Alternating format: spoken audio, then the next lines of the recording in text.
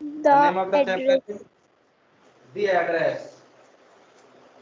It is written by Marga Minko.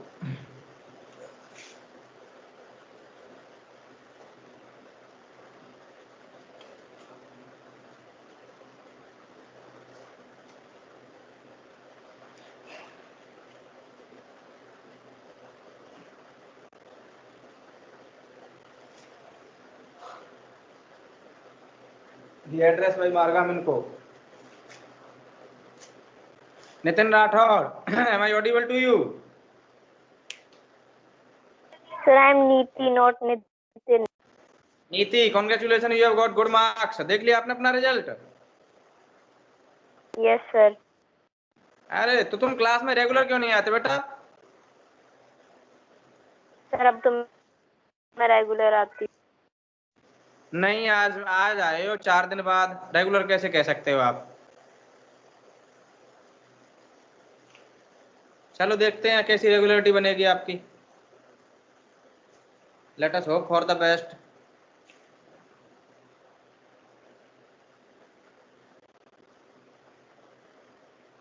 तो देखिए chapter 2 the address, it is written by Marga Minco. The story The Address is a poignant account of a girl who goes in search of her mother's belongings in Holland during World War II. I mean World War II के दौरान एक लड़की, I mean मार्गा मिनको, she goes in search of looking her mother's belongings, अपनी माँ की belongings को खोजने के लिए जाती है। स्टोरी की जो टाइमिंग है वो 1942 की है, लोकेशन है वो हॉलैंड की है। It was the time when German occupation was going on in Holland, यानी ये वो टाइम है जब हॉलैंड में क्या चल रहा था? जर्मन ऑक्यूपेशन चल रहा था। आज ब्लर का तो कोई इशू नहीं है? No, sir. आज बाकी दिन से कुछ डिफरेंट लग रहा है Yashika?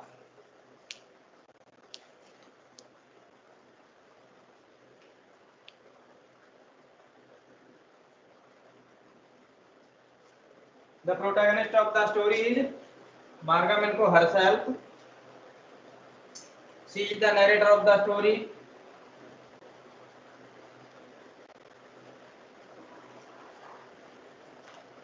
Now let us see characters of the story.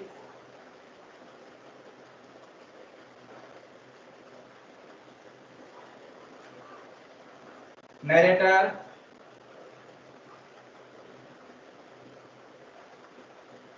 Marga Minko. Messages,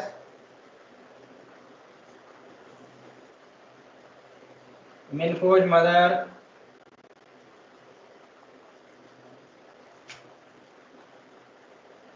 Mrs. Dorling.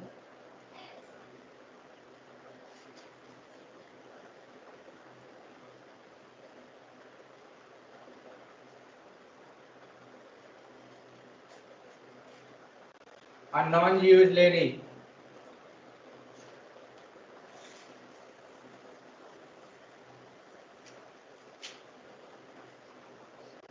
Mrs. Dorling's daughter.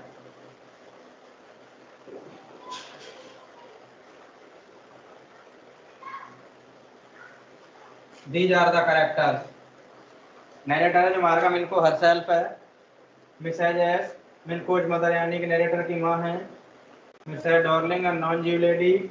Mrs. Dorling's daughter. ये करेक्टर है, ठीक है। I told you that the story is all about the occupation of Nazi that was going on in Holland, यानी Holland में जो German occupation चल रहा था 1942 के टाइम पर, उसके बारे में है। The story is somewhere related to the story that you studied in class 10th, the diary of Anne Frank. The girl Anne Frank also belonged to the same community, that is Jew, and here Marga Minko also belonged to Jew community. होता क्या था कि Hitler के time पर Hitler जो है occupation करवा रहा था। ऑक्यूपेशन का मतलब होता है कब्जा करवाना, यानी जितनी भी जीव की वेल्थ और प्रॉपर्टी हुआ करती थी उसको हिटलर अपनी नाजी फोर्स को भेज करके ऑक्यूपाई कर रहा था, यानी कि कब्जे में ले रहा था। और जीव को कंसंट्रेशन कैंप में भेजने के नाम पर वो उनको गैस चैम्बर में भेज देता था और मरवा देता था। तो इस दौरान इस तरह के एट्रोसिटी का बहुत सारे जीव शिकार हो गए। But there were a few people who survived the atrocity done by Hitler, but the people those who survived they have some writings behind them and the writings are now surviving, like the diary of Anne Frank. वो लड़की भी लिखने की शौकीन थी, अपनी सारी की सारी फीलिंग्स को अपनी डायरी के थ्रू पोर डाउन करती थी। तो हमें पता चला था किस तरीके के अत्याचार होते थे। आपने तो सिर्फ उसकी एक डायरी लिखी होगी, actually it is a complete novel. 26 diaries हैं उसकी, 25 से 26 डायरीज हैं जो पूरी की पूरी एक नोवेल की फॉर्म में पब्लिश कराई गई हैं। And such kind of novel is known as epistolary novel. क्या कहते हैं इसको? एपिस्टलरी नोवेल कहते हैं, यानी एक ऐसा नोवेल जो डायरी की फॉर्म में लिखा गया हो। किसकी फॉर्म में लिखा गया हो? डायरी की फॉर्म में लिखा गया हो। तो ऐसा ही नोवेल है डायरी ऑफ एन फ्रैंक, जिसका एक अंश मात्र आपकी क्लास में दिया गया है 10th में। What is the title of the chapter which is given in class 10th? The Diary of Anne The Frank. Diary of Anne Frank. The diary of Anne Frank, very nice. तो इसका मतलब आपने पढ़ा होगा वो। Yes, sir. हाँ, तो ये स्टोरी और वो स्टोरी कहीं तक up to some extent same है, क्योंकि दोनों में ही पेनफुल अकाउंट है, दोनों का ही।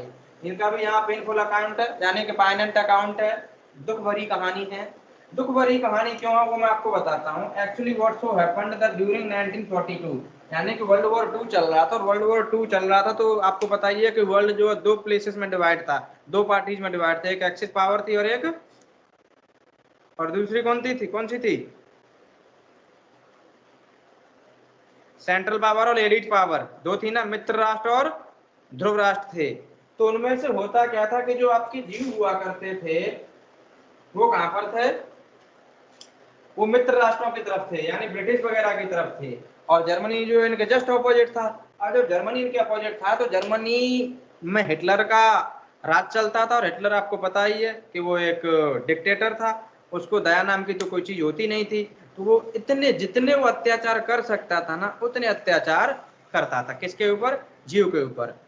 एक्चुअली में बात क्या थी कि उन दिनों जीव जो है पूरे वर्ल्ड में बिखरे हुए पड़े हुए थे। some percentage of Jew was in Germany, some in England, some in France, some in Europe and some other in India। कुछ 2-4% जो इंडिया में भी हुआ करते थे। एक्चुअली में यूरोपियन पीपल, यानी कि खास करके जो ब्रिटिश के लोग थे, इन्होंने इनको एक चॉकलेट नाम का लालच दे दिया था कि देखिए अगर आप वर्ल्ड वॉर 2 में हमारा साथ देते हैं तो हम आपके लिए एक अलग कंट्री बनाएंगे। किसके लिए? जीव के लिए। ओके, तो इसी लालच की वजह से जीव जो है अंग्रेजों का साथ दे रहे थे। अब अंग्रेजों का साथ दे रहे तो अंग्रेजों का साथ देने की वजह से उनको बहुत सारी एट्रोसिटी फेस करनी पड़ी। एट्रोसिटी का मतलब होता है यातनाएं जिन्हें कहते हैं, यानी अत्याचार फेस करना पड़ा। क्योंकि हिटलर तो बहुत गुस्सेबाज था, मारता था, भर भर के जो है डिपोर्ट कर देता था। एक बार 400 लोगों को भर ले गया, वो आज तक जिंदा नहीं लौटे। जिंदा क्या, उनकी लाश तक नहीं मिली। लोगों को जो कंसंट्रेशन कैंप के नाम पर गैस चैम्बर में भेज देता था, गैस छोड़ देता था, सारे के सारे लोग मर जाते थे। लेकिन उनमें से महज कुछ ही लोग बचे।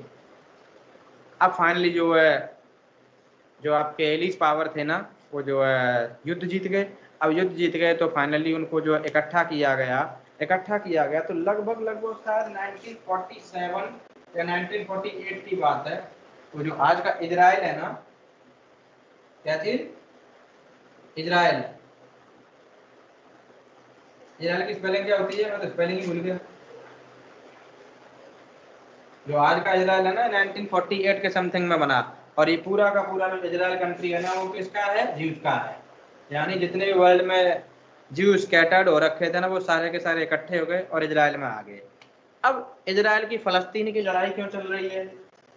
इजराइल की फलस्तीन की लड़ाई इसीलिए चल रही है क्योंकि मुस्लिम नहीं चाहते कि यहाँ पर ज्यू लोग रहें, क्योंकि वो जमीन जो है मुस्लिमों की थी। उस जमीन पर जबरदस्ती ब्रिटिश के लोगों ने अपने प्रॉमिस के अकॉर्डिंग जीव को इकट्ठा किया था उनका एग्जिस्टेंस बचाने के लिए, कि कम से कम कोई तो ऐसी जगह हो जहां पर ये लोग अपना सरवाइव कर सकें।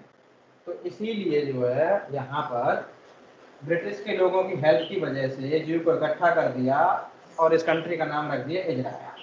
ठीक है, खैर इस बात को यही फिनिश करते हैं, हम अपने काम की बात पर आते हैं।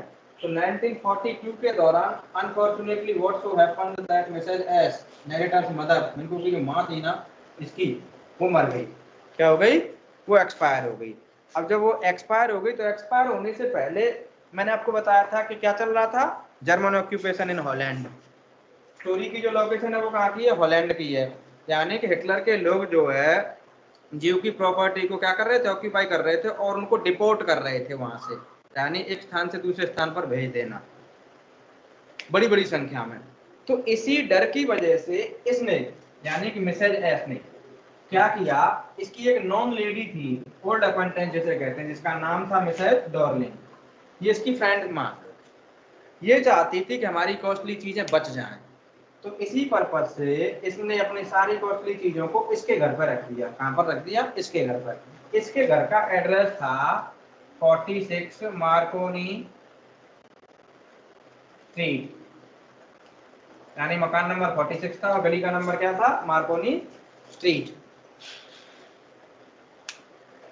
जब उसकी माँ जिंदा थी तो एक दिन नरेटर ने पूछा कि क्या नाम है, हाँ ये कौन है, तो उसने उसका इंट्रोडक्शन करा दिया। इंट्रोडक्शन करा, अब अचानक से नरेटर कभी कभी घर आती थी, कभी कभी घर वो इसीलिए आती थी क्योंकि hope so that she might have been studying somewhere outside the town. तो जब घर आती थी तो उसको कुछ चीजें मिसिंग मिलती थी। तो एक दिन उसने डॉर्लिंग को अपनी घर में देखा और उसकी माँ जो उसको क्या कर रही थी? सी ऑफ कर रही थी ऐसे करके। तब उसने पूछ लिया कि कौन है। तब उसकी माँ ने बताया था कि ये है मिसेस डॉर्लिंग और ये कहाँ पर रहती हैं? 46 मार्कोनी स्ट्रीट में रहती हैं, and you must remember this address, और आप इस एड्रेस को याद रखना। तो चीजों को धीरे धीरे करके मिसेस डॉर्लिंग उसके घर से ले जा रही थी, नरेटर के घर से। एक दिन जो है नरेटर ने हिम्मत करके अपनी माँ से पूछ लिया कि क्या आपको लगता है कि इनके घर पर हमारी चीजें सेव रहेंगी? तो नरेटर की मदर जो गुस्सा हो गई और कहा कि अच्छा तुम्हें अपनी चीजों की चिंता पड़ी है, हैं? तुम्हें उस रिस्क का नहीं है जो रिस्क वो फेस कर रही है, अगर पता चल गया ना तो क्या होगा। यानी एक नॉन जीव लेडी जो है जीव की हेल्प कर रही थी, तो अगर ये भी लेडी पकड़ी जाती ना तो इसको भी पनिशमेंट मिलता हिटलर के लोगों से। तो इसीलिए वो जो है डर के मारे उसके बाद से तो नरेटर ने कुछ भी नहीं पूछा। Unfortunately, during this process of occupation, Mrs. S died. क्या हो गई? Died, मर गई। अब मिसेज एस मर गई तो फाइनली क्या हुआ था कि 1945 कह लो या 44 कह लो, वर्ल्ड वॉर एंड हो गया। अब वर्ल्ड वॉर एंड हो गया, जब हर चीज जो है नॉर्मल हो गई थी, तो नरेटर ने जो है सोचा कि क्यों न मैं उसी एड्रेस पर जाऊं, यानी 46 मार्कोनी स्ट्रीट पर जाऊं और वहां से अपनी माँ की बिलोंगिंग्स को लेकर के आऊं। तो ये रहा स्टोरी का बैकग्राउंड। फाइन, अब मैं बताता हूँ कि जैसे ही वो वहां पर पहुंची तो उसने क्या देखा था, उसके साथ में मिसेस डॉर्लिंग ने किस तरीके का बिहेव किया था, और क्या सच में उसने जो उसकी बिलोंगिंग्स को दे दिया था या नहीं दिया था, और मिसेस डॉर्लिंग का कैरेक्टर कैसा था, इन सब चीजों के बारे में अभी 5 मिनट के अंदर खुलासा किए देता हूँ। देखिए, narrator reaches at 46 Marconi street. ठीक है, उसने बेल बजाई, बेल बजाते मिसेस डॉर्लिंग ने हल्का सा दरवाजा खोला तो नरेटर ने बोला, do you still know me, I am Mrs S daughter. तो वो उसकी तरफ घूर घूर करके देखने लगी, घूर के देखने लगी, मानो कि वो उससे बात ही नहीं करना चाहती हो।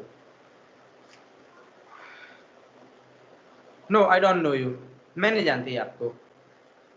आई am Mrs S daughter, I am specially here to see you, तुमसे मिलने के लिए आई हूँ, नरेटर ने कहा। तो एक सरप्राइज के साथ मिसेस डॉर्लिंग बोली, have you come back, have you come back. यानी कि उसको लग रहा था कि सारे के सारे जीव इस ऑक्यूपेशन के प्रोसेस के दौरान, उस डिपोर्टेशन के प्रोसेस के दौरान क्या हो चुके हैं? मर चुके हैं, कोई नहीं बचा। That is why she was asking, have you come back, क्या वापस आए हो? उसने कहा हाँ मैं वापस आई हूँ। फिर उसने जो है हल्का सा दिखा करके वो दरवाजा बंद कर लिया। अच्छा, एक बार को तो नरेटर को लगा था कि perhaps she had come on the wrong address and she might have rung the wrong bell, but when she saw the cardigan Mr. Darling wearing, that cardigan belonged to her mother. Then she assured herself that she was on the right address. And after some time again she saw on the name plate it was written 46 Marconi Street. When Mr. Darling entered the home, she was asked by someone who was that. Then she might have answered that no, it was just like that, on nothing only. No, nothing. This way. I mean, Mr. Darling did not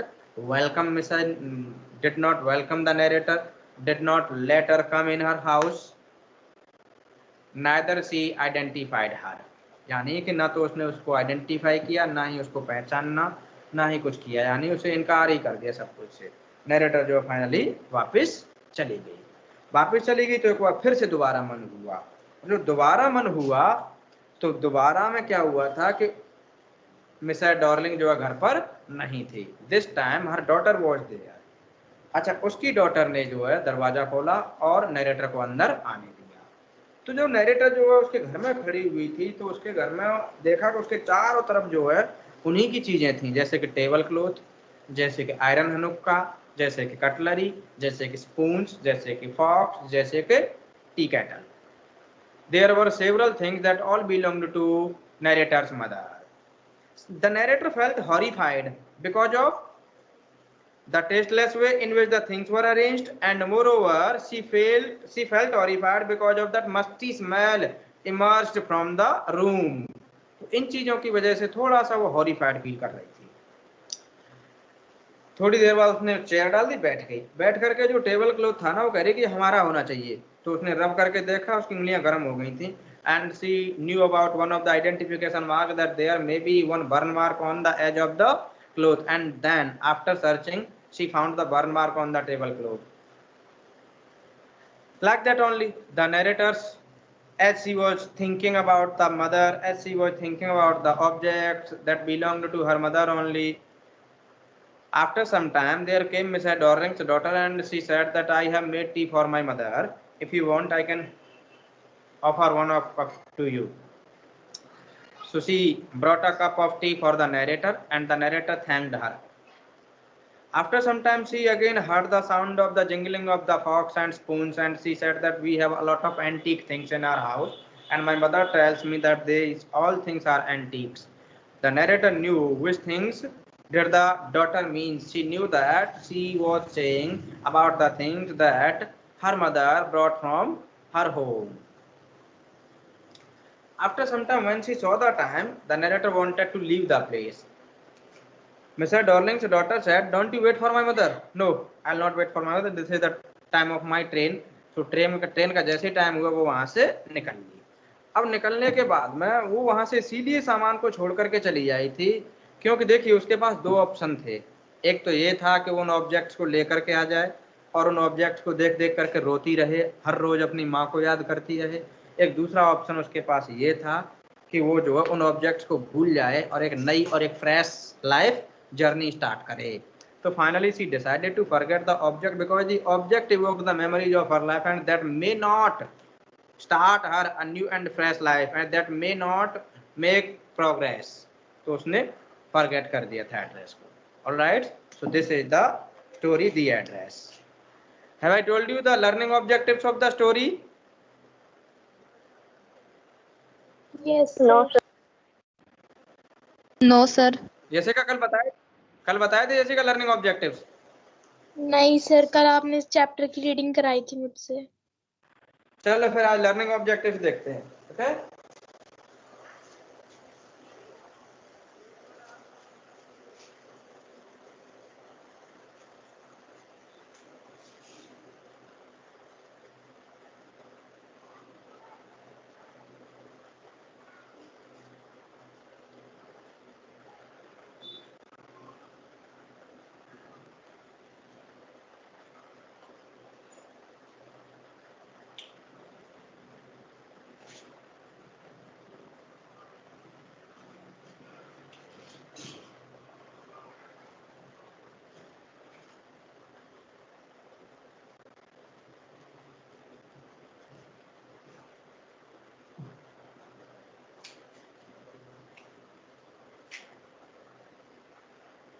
after reading the story we shall be able to Jasvi Raj visibility में कोई issue तो नहीं आ रहा? No sir. तेरी आवाज ही नहीं निकल रही। आज मेरी तरफ से ठीक होता, तुम्हारी आवाज नहीं आ रही। सर ठीक है सर। अच्छा सही है, चलो अच्छी बात है।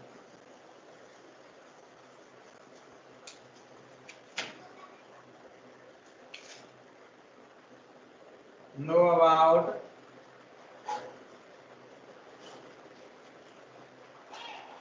life and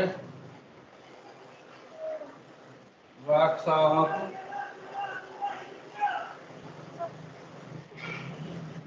Marga Minko.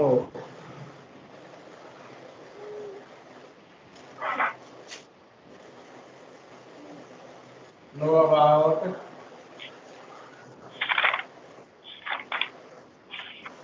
title and theme of the story.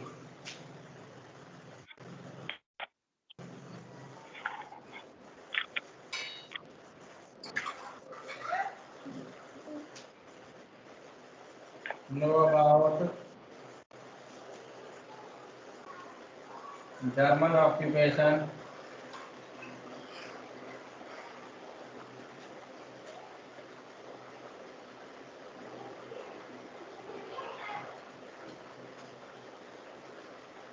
in Holland. Myra.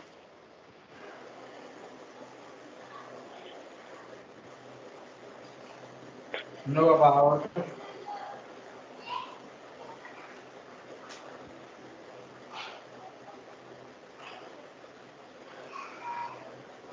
pitiable condition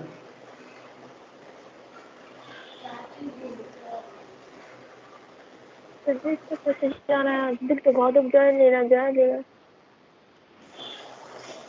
नीति क्यों बोल रहे हो? नीति सर वो गलती से आज कोई सर बात नेटवर्क नहीं। प्रॉब्लम हो रहा है हमारा। किसका? मेरा। अच्छा अच्छा अच्छा, म्यूट कर लो उसको एक बार ना।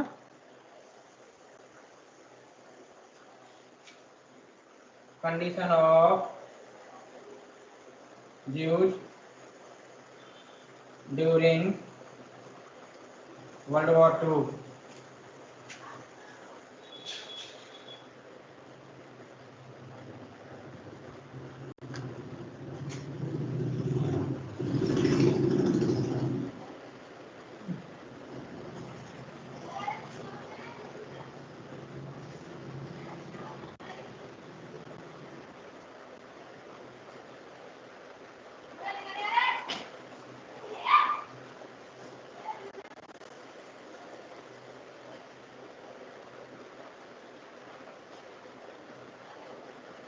Enrich vocabulary, enhance LSRW skills. Not correct.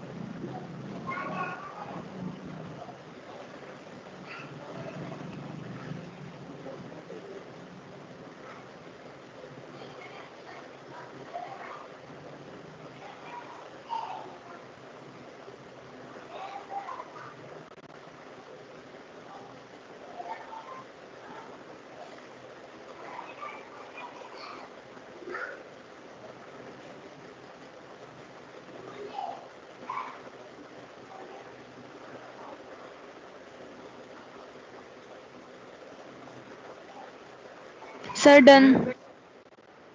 Done. Good. So let us know something about Marga Minko now.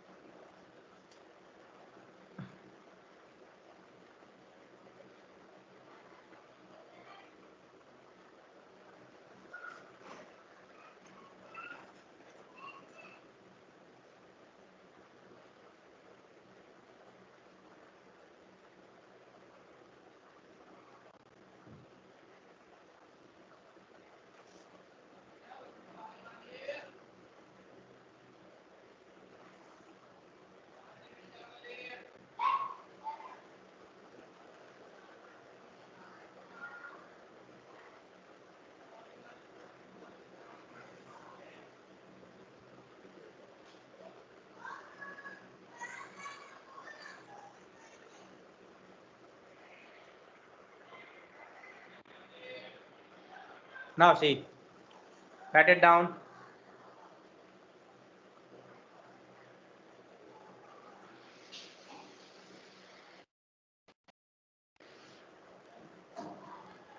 Is my screen visible to you? Screen visible नहीं है ना? चलो पहले मैं screen दिखाता हूँ. No, sir, screen is not visible. Yeah, it will be visible. Just wait a minute only. Is it visible now? Yes, sir. Now write it down.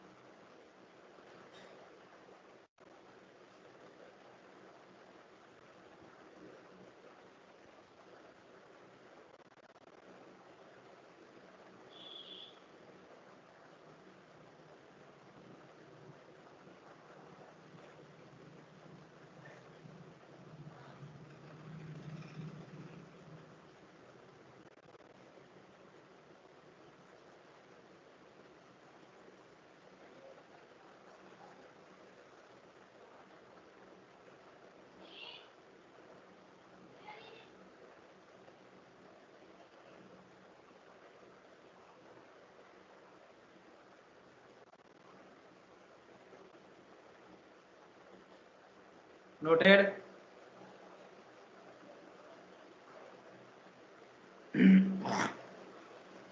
Yes, sir. Note कर ली बेटा? Now see the background of the story. World War II ran its course from 1939 to 1945. ये बात तो आप भी अच्छे से जानते होंगे. Most of the nations of the world divided themselves into two groups. यानी दुनिया के जो मोस्टली नेशंस थे ना वो दो ग्रुप में बटे हुए थे. The Allies and the Axis. किस किस में बटे हुए थे? Allies power and Axis power. The Allies initially comprised of France, Poland and UK. यानी इनिशियली कौन कौन था इसमें? फ्रांस था, पोलैंड था और यूके था. But soon became the group led by the big three: USA, the British Commonwealth, the Soviet Union. यानी ये लोग भी इसी में कूद गए. Other allies were China, Australia, Canada, New Zealand, South Africa and their third world nations. अच्छा, the Axis were formed of Germany. अच्छा, Axis में कौन कौन थे देखना? Germany, Italy, Japan and the areas they presided over parts of Europe, Africa, East and Southeast Asia and island of the Pacific. The Allies eventually won, but in the interim about 50 to 70 million lives were lost. यानी जो एलिज power थे हालांकि युद्ध तो जीत गए थे लेकिन इसका परिणाम बहुत भयंकर निकला था. यानी 50 to 70 million lives were lost. इसका मतलब समझते हैं ना? 50 to 70 million lives. 70 million lives का मतलब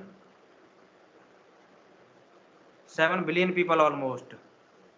कितने हो गए? नहीं 7 billion नहीं होंगे, सॉरी, 50 to 70 million. तो इसका मतलब 7 करोड़ लोग, 7 करोड़ के समथिंग लोग मर गए थे इसमें. The most devastating aspects of this war were the Holocaust and the bombing of Hiroshima and Nagasaki. यानी इस वर्ल्ड वॉर का, वर्ल्ड वॉर 2 का जो सबसे ज्यादा नरसंहार हुआ था ना, हॉलोकास्ट को कहते हैं नरसंहार, वो था आपका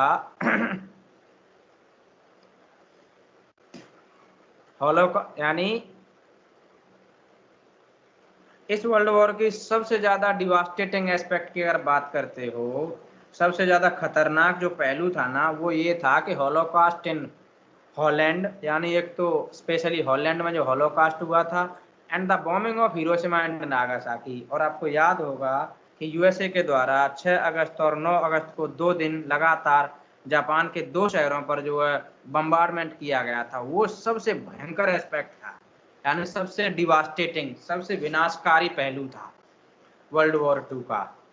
तो 2 विनाशकारी पहलू मैंने आपको बताए. कौन कौन से विनाशकारी पहलू बताए मैंने आपको?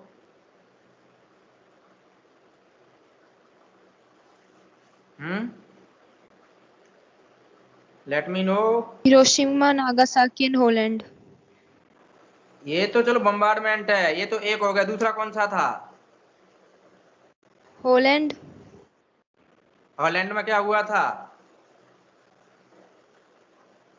Sir atom bomb holocaust. गिरवाए थे अमेरिका ने. ना ना ना, एटम बम गिराए थे हिरोशिमा और नागासाकी पे. आप कंफ्यूज हो रहे हो.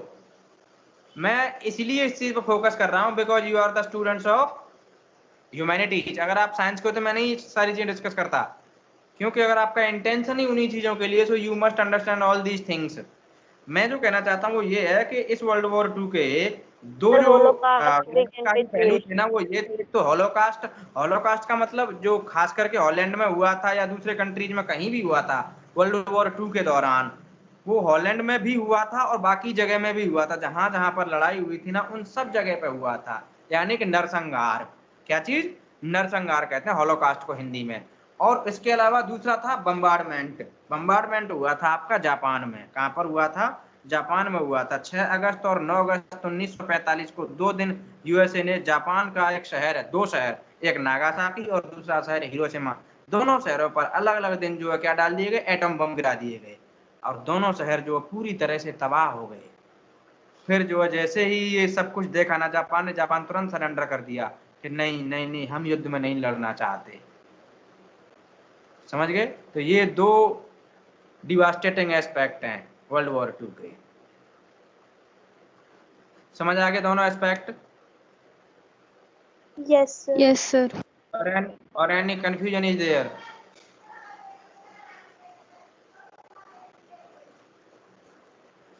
No, sir. Good. The Holocaust was the genocide of about 6 million European Jews. आ गई ना वही बात निकल के? The Holocaust was the genocide of about 6 million European Jews under the Nazi region of Adolf Hitler. यानी जो एडोल्फ हिटलर का Nazi reason था ना, जहां जहां तक नाजियों की कंट्रोल थी, जिस एरिया पर नाजी की कंट्रोल थी, जिस एरिया पर हिटलर का कंट्रोल था, उस एरिया में लगभग 6 मिलियन यूरोपियन ज्यूज को क्या किया गया था? मार दिया गया था। उस मार यानी बड़ी संख्या में, एक लार्ज नंबर में एक किसी खास कम्युनिटी के लोगों का मार देना क्या कहलाता है? जीनोसाइड कहलाता है। यानी किसी खास जीन के लोगों का इतनी बड़ी संख्या में किलिंग कर देना क्या कहलाता है? जीनोसाइड कहलाता है। तो the holocaust was the genocide of about 6 million European Jews under the Nazi region of Adolf Hitler. समझ गए होंगे मतलब? फिर से समझा रहा हूं, एडोल्फ हिटलर के कंट्रोल के क्षेत्र में लगभग 6 मिलियन यूरोपियन ज्यूज का नरसंहार किया जाना, यूरोपियन ज्यूज का कत्लेआम किया जाना, जो सबसे बड़ा नरसंहार था। The Holocaust began with laws being established to remove Jews from civil society. यानी ये हॉलोकास्ट इसीलिए शुरू हुआ था क्योंकि जो है लोगों में होड़ लगी हुई थी क्या करने की? सिविल सोसाइटी को एस्टेब्लिश करने की। यानी कि सिविल सोसाइटी जो है एस्टेब्लिश करनी है हमको, इसके चक्कर में जो है हॉलोकास्ट शुरू हो गया था। और उसका एकमात्र मुद्दा था कि रिमूव ज्यू, किसको हटाना था? ज्यू को हटाइए।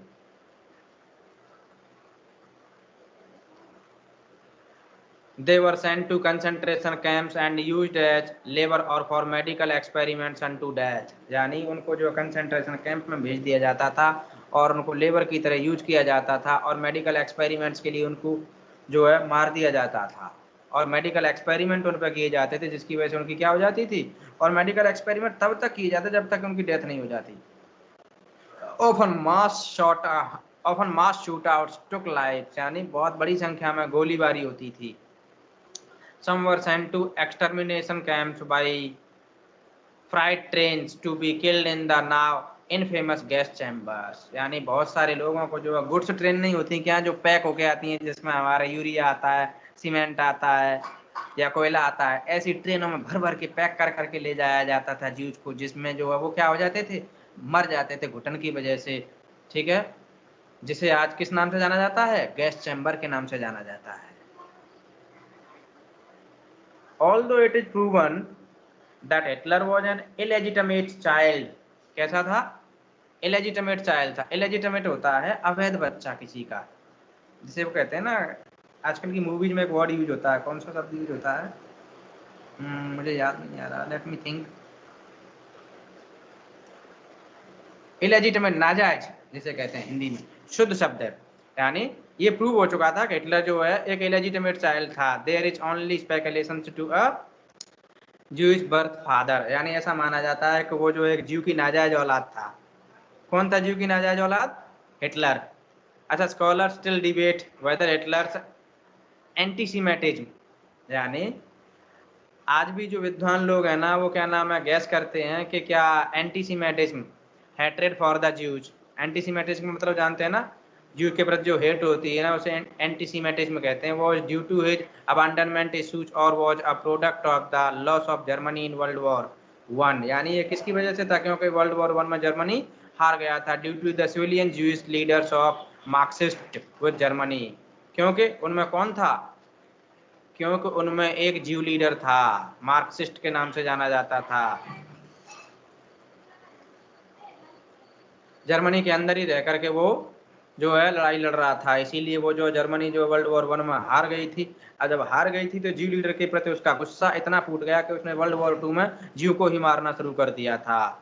In any case, having lived in antisemitism areas in his youth and served in the Germany army, Hitler grew up hating ज्यू, यानी हिटलर बढ़ता चला गया, ज्यू से नफरत करता चला गया। And eventually devised the plan, the final solution to the Jewish problem, यानी जूही की इस समस्या को हटाने के लिए उसने प्लान बना ही लिया था।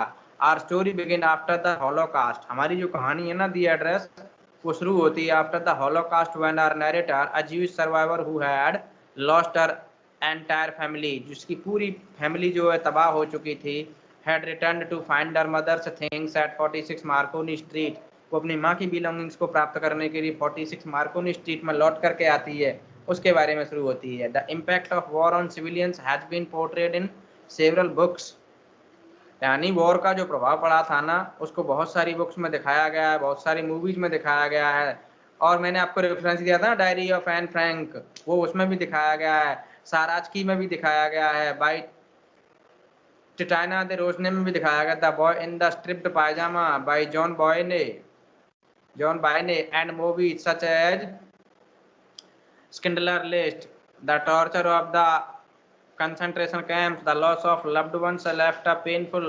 everlasting impact. The narrator's observation of the light-colored bread, यानी narrator का observation light color bread के लिए, light color bread का मतलब सस्ती हो जाना, light color bread, family viewed and unthreatened sleep implies the coarse, stale food of the camps, the view of barren and the barbed wires and the sleep forever threatened with pain and death.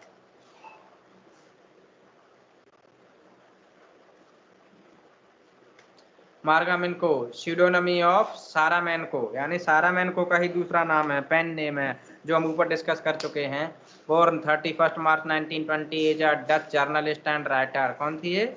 Dutch journalist और writer थी। Her real surname was Minco, क्या नाम था? मैनको था, लेकिन आज हमारी book में क्या लिखा हुआ है? इसका सरनेम मिनको लिखा हुआ है। एक्चुअली में ये किसी राइटर की प्रिंटिंग एरर की वजह से हुआ था, but an official accidentally switched the first vowel, यानी किसी ऑफिसर ने गलती से इसके फर्स्ट वॉवल को क्या कर दिया?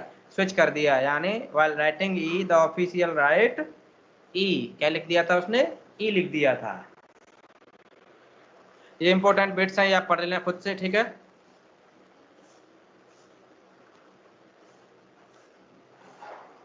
Now see the first visit. How was the first visit of Marga Minko? The narrator traces Mrs. Darling's number 46 address to claim her family's property, यानी अपनी फैमिली की प्रॉपर्टी को क्लेम करने के लिए नरेटर कहाँ पहुंच जाती है? ढूंढते हुए 46 पर पहुंच जाती है। Mrs Dorling refuses to give away, यानी वो उसे अपनी प्रॉपर्टी को, अपनी संपत्ति को, अपनी चीजों को देने से मना कर देती है। Mrs Dorling says she doesn't recognise the narrator but the narrator recognises her. It was now evident that Mrs. Darling had betrayed the narrator's mother, यानी जैसे ही नरेटर ने उसे पहचान लिया था तो क्लियर हो रहा था कि ये लेडी क्या कर रही थी? वो उसको बीट्रे कर रही थी। बीट्रे का मतलब होता धोखा देना।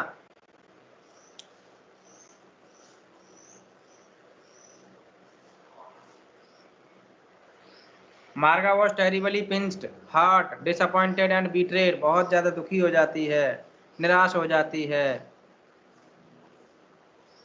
She was turning away to go when someone appeared at the window, वो जा ही रही थी तभी जो विंडो पर कोई आदमी आता है। Probably it was Mrs. Darling, कौन थी? Mrs. Darling's daughter थी। She was asking mom who is there, वो पूछ रही थी अपनी माँ से कि मम्मा कौन आया था घर पे। And Mrs. Darling gives a discouraging reply. That was how the first visit ended. इस तरीके से उसका पहला विजिट एंड होता है, यानी कि मार्गा मिनको ने 46 मार्कोनी स्ट्रीट पर 2 बार विजिट किया था। पहला विजिट जो है फ्रूटलेस था, यानी कोई बेनिफिशियल नहीं था। Now see the second visit. The narrator grew impatient after a while, so she decided to visit Mrs. Darling once again. थोड़ी impatient हो गई थी, इसीलिए Mrs. Darling को फिर से विजिट करना चाहती थी। When she rang the bell at house number 46, Mrs. Darling was away. दूर थी, घर नहीं थी। Actually she went to do some errand. errand का मतलब था कोई काम करना, कोई छोटा मोटा काम करने, शायद मार्केट गई होगी। Mrs. Darling's daughter welcomed the narrator. उसने उसका वेलकम किया और उसे अलाउ कर दिया। The daughter had no idea how her mother had looted the utensils and furniture from the narrator's house. लड़की को बिल्कुल भी आइडिया नहीं था कि किस तरीके से मेरी माँ ने जो है नरेटर के घर में से चीजों को, फर्नीचर को और बर्तनों को कैसे लूट करके लाई थी। All that she knew was that her mother had bought these precious antique on an auction। जो कुछ उसे बताया गया था ना लड़की को, वो सिर्फ इतना बताया था कि उसकी माँ ने इन सारी की सारी पुरानी चीजों को, पुराने बर्तनों को, पुराने फर्नीचर को एक ऑक्शन से खरीदा है। ऑक्शन का मतलब होता है नीलामी। क्या होता है? नीलामी। अच्छा, the daughter was proud of the expensive utensils and furniture. वो लड़की को प्राउड होता था, जितनी कॉस्टली चीजें थी ना, फर्नीचर था ना, उसको देख करके प्राउड होता था। उसे ये थोड़ी नहीं पता था कि ये कहाँ से आई हैं। The narrator decides not to wait for Mrs. Darling. She leaves the house. She forgets the address. और वो एड्रेस को क्या हो जाती है? भूल जाती है। This was the brief summary of the chapter। brief क्या कहूँ, डिटेल समरी हो गई। brief तो कैसे कह सकते हैं?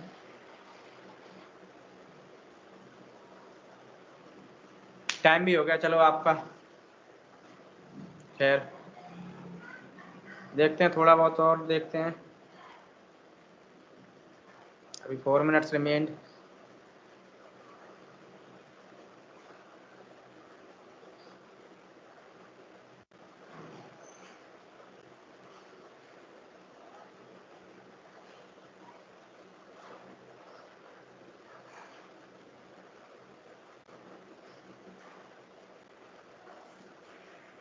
This is not related to you।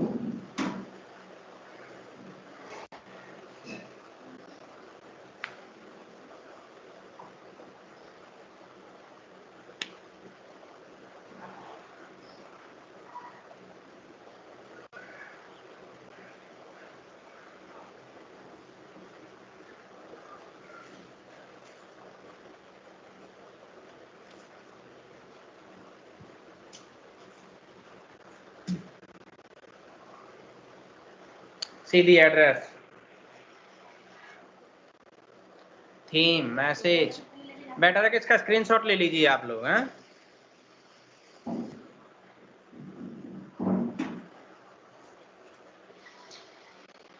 और इसको ठीक इसी तरीके से जो है अपनी नोटबुक में कट पेस्ट कर लेना। Human predicament that follows war. मानवीय दुविधा। Message, the importance of moving on despite setbacks. यानी किसी चीज को रोने से फार बेटर है कि हमें अपनी लाइफ में मूव ऑन करना चाहिए। क्या करना चाहिए? मूव ऑन करना चाहिए।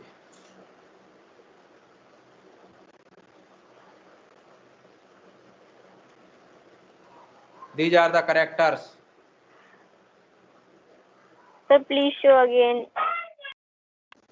Okay, I am showing। 2 bar screenshot लेना पड़ेगा आपको, एक बार में नहीं आएगा। एक तो ये ले लो, इसका इतने का ले लो स्क्रीनशॉट। डन। डन। अब इतने का ले लो।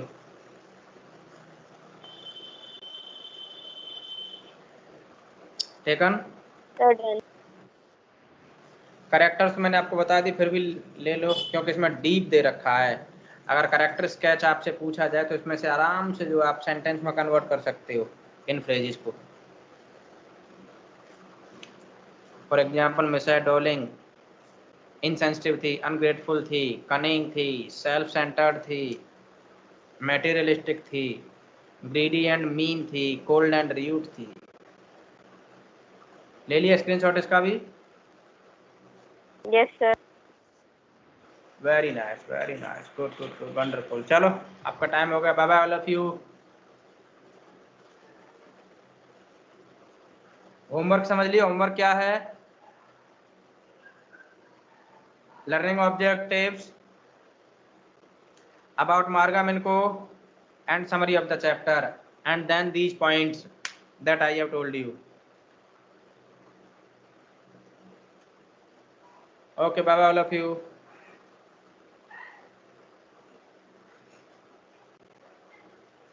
समझ लिया ना होमवर्क क्या है आपका? Yes, sir। चलो टेक केयर, गुड डे।